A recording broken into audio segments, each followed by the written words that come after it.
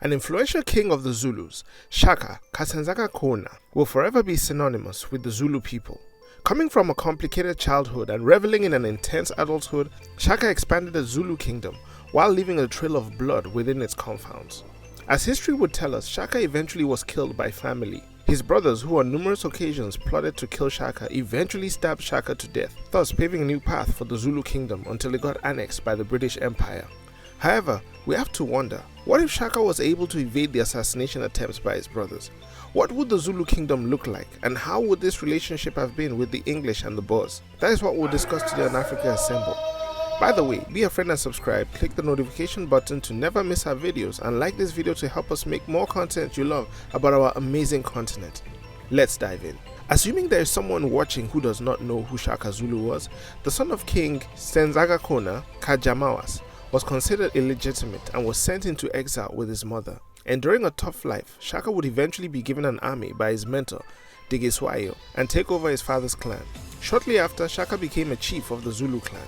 However, his mentor Dingiswayo would be killed by another leader, Zwide, who subsequently became a target for Shaka for years. Eventually, Shaka would eliminate Zwide, and through patronage, diplomacy, and sometimes combat, would expand the Zulu kingdom until his death at the hands of his stepbrothers in September of 1828. Today, Shaka is remembered through series in history books and statues all over South Africa. So let's say Shaka was able to evade his assassination at the hands of his brothers. Shaka would have immediately eliminated them once he recovered and continued to expand his kingdom. One thing to note is that he was killed at the time of mourning of his mother's death. It's said that due to his closeness to his mother, Shaka became mad after her death.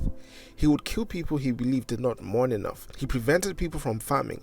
He killed women who were pregnant and executed livestock. So for Shaka not to have been murdered, it would mean he would have eventually dealt with his grief in a much better way and would continue as king. Nearly a decade later, Shaka would have eventually come in contact with Piet Retief, the leader of the Voortrekkers, the Dutch settlers who were migrating from the Cape Colony due to their disgruntlement with the British government, looking for land to establish themselves on. The true story is that Piet Retief and 100 of his men were brutally massacred by King Dingani, the brother that killed Shaka Zulu, because Dingani felt threatened by the proposal of settlement by Piet Retief. Apparently the treaty had hints of threats from the Voortrekkers, which rubbed the king the wrong way. Shaka would most likely have not reacted the same way towards the Voortrekkers. However, he would have initiated a friendship and a diplomatic alliance in which he would learn about the other party's cultures and practices, but most likely would not integrate it into the Zulu culture. As for the integral clash between the Zulu kingdom and the eventual British Empire, Shaka would have been in his late 60s and would be battle-weary at this time. He would have witnessed the war between the British and the Boers in 1842, which could have gone either way if he had decided to help the Boers or sided with the English. With the eventual loss and the annexation of the settlement of the Boers by the British, Shaka would definitely have been on alert and possibly prepared the Zulu nation against any invasion from the British Empire.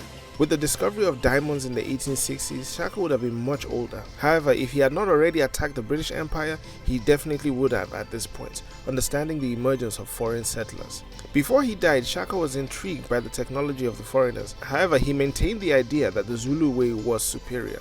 With Shaka not being assassinated, there would not have been the rule of Dingani, Mpande, Ketswayo, and Dinuzulu, which would have resulted in many of the famous battles not fought. The British conquest could have looked totally different, as Shaka most likely would have intervened earlier instead of watching solely for the protection of his kingdom. Upon his death, Shaka was a ruler of over 250,000 people, and had he not been killed, he definitely would have ruled over more people. Who would have been the king instead? It would be difficult to imagine that Shaka Zulu never had children. People tend to view Shaka as a warrior king, ready to conquer by any means necessary. However, Shaka would aim to be diplomatic with neighboring groups for assimilation and would turn to violence if needed be.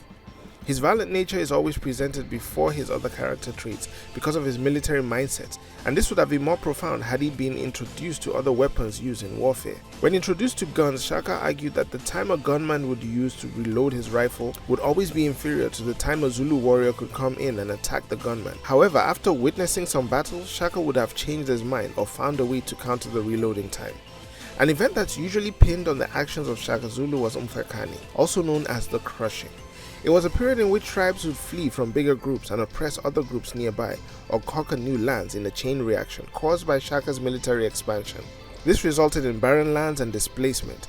However, this theory has been countered as propaganda that is pro-apartheid or simply misunderstanding. If Shaka was not assassinated, who knows what would have happened to surrounding areas, as countries like Zimbabwe or Mozambique had roots in Mfakani, as leaders fled from the Zulu nation to establish these areas. So what do you think? Would a grizzled and older Shaka have a bigger impact in the history of South Africa, or would his legacy not have changed much? We have a similar video on someone who could have changed the outcome of Africa had he not lost a war. Click here to see what could have happened had Germany won the Second World War, and how it would have affected Africa. Or click here to see what YouTube is suggesting from our video library. Do not forget to subscribe and like the video to help us. Comment below to discuss or request a video. Okay, bye now.